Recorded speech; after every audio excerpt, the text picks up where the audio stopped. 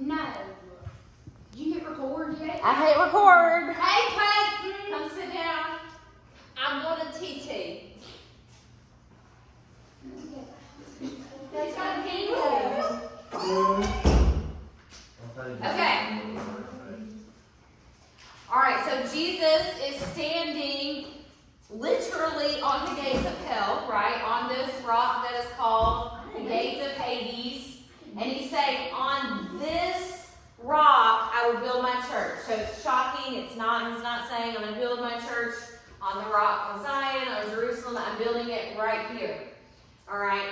So remember, he's already told the parable about the weeds and the wheat, right? The Jewish idea of the Messiah is that he's coming to destroy all evil and establish Israel. But what Jesus is saying is he's trying to teach them the reality of what's happening with the kingdom right now.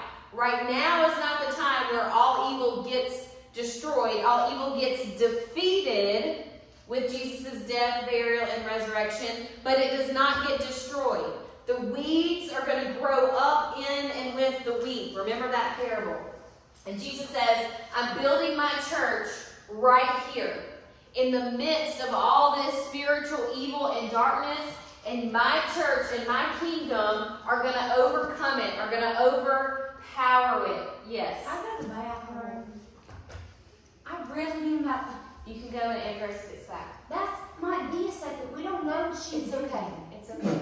Ronna, put your book up. Okay, she's not really reading. Put it up. I hear laughing and giggling in the hallway. Stop tattling. I'm not. I just Sit down, come in, sit down and be quiet. When she gets back, you can go. Okay.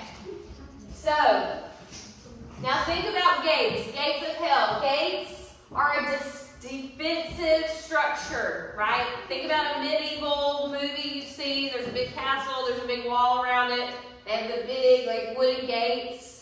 And then what happens when there's a battle? What do people try to do to get into that wall, into that fortress? They break the gates. They break the gates, right? You see a whole bunch of people and they got a big log or something and they're trying to beat down the gates. Now, if they can beat down the gates, then they can get in and defeat it. If not, then they usually are the losers. And Jesus says, listen, the gates of hell cannot overcome or overpower my kingdom. I'm getting in. I'm storming the gates.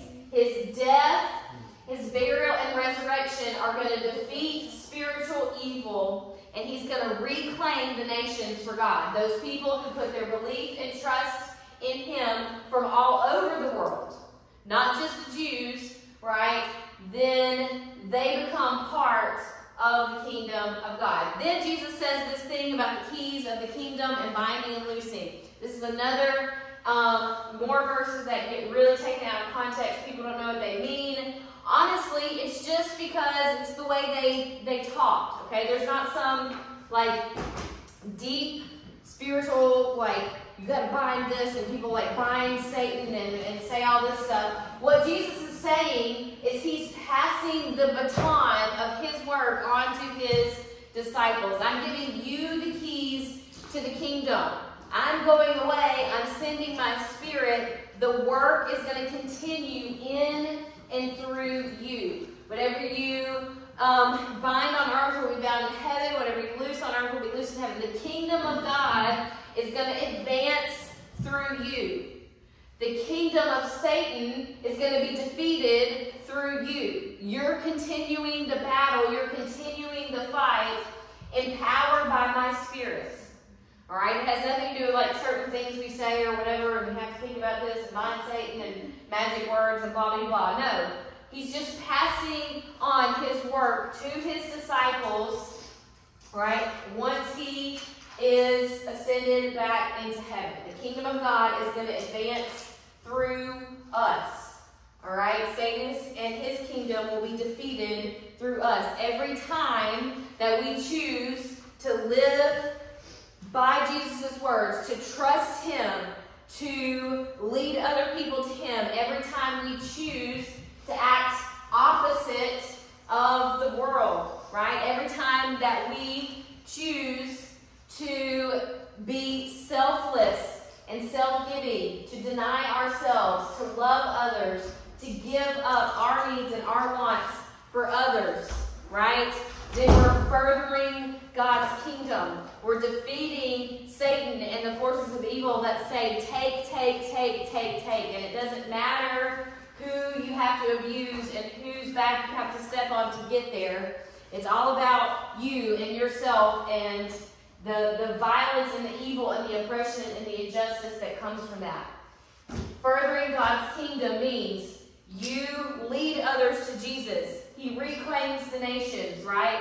Israel's job was to draw the nations back to worshiping God. Our job is to draw people to Jesus because he died and his blood was shed and made atonement for all of us, for everyone in the world. And it's our job, just like Israel's, to draw people back to him. And when we draw people to him, it defeats the powers of Satan because they go from darkness to light. It defeats Satan and it advances God's kingdom. They go from Satan's kingdom to God's kingdom. Binding and loosing. All right, it's not something fancy. It's what Jesus has been talking about this whole time. He's just telling his disciples that they're going to carry on the work. They're going to carry on the battle.